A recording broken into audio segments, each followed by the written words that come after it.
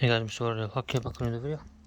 Today I'm going to be unboxing for you the pressure regulator for the turbo solenoid of the BMW F30 or N20 engine. So this also is for the 5 series, 1 series, 3 series, yeah, that's about it. So what the purpose of this is, I'll show you in a second. So the part number for this is 11747626351.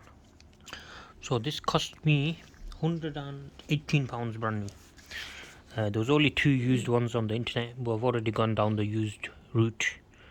They cost about £20-30 used, but it's doing the same thing again. The car's going into limp mode because this is failing this part. I've changed it with a used one. I changed the vacuum pump first. So this is all for the turbo. This controls the wastegate. So wastegate is on the side of the turbo, which goes in and out to change how much boost your car is giving. This controls that, and this is controlled by the vacuum pump. So I've checked the vacuum pump. We've already replaced that with the new one, and there's no more oil leaks in that, so we know the vacuum pump's good. But on my car, what they did is they replaced this part with a non-genuine BMW one. So I think that's what's causing the issue. But I've also gone down the route of using a used one. That also didn't work. So rather than, there's only two more on eBay that I used. Otherwise you have to buy brand new, and brand new is not terribly more expensive. It's £18 basically with VAT. Without VAT it's 90 something. But yeah, that's what it is. So for brand new, knowing it's gonna work, it's okay. Yeah, go ahead and open this. So I rang up last night and they had it ready for me today. Whether it's used or not, I don't know, because this is how I found it.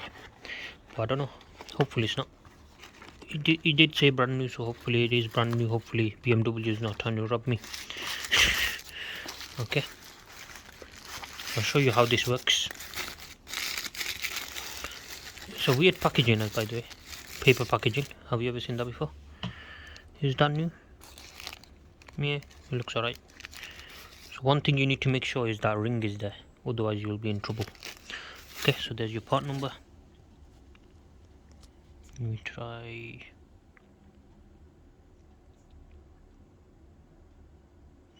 No. Right, have a look guys. That's your part number obviously. So that's what's been replaced. So the one I have on now says Febi. Febi's I knew when I saw Febi, I knew it's a used part. That's not it's a new part, but it's not a genuine part, so that's what causing issues. So here you have your 2 prongs, your power, and then this is what controls it. So on this end you will have that connected to the what's it called, wastegate. You'll have a small pipe that goes down to the wastegate, and then on this end it will be coming from your vacuum pump. So the line from your vacuum pump to your cover. So most likely you'll have a cover that has a vacuum reservoir inside. So you'll have a line from there to this. So make sure you don't twist them around, otherwise you'll get a boost code. Too much pressure boost code. Right now I'm getting a too low pressure. That's because this is failing the inside of it. If you got these lines mixed up the wrong way, you'll get a too high pressure boost code. So be aware of that.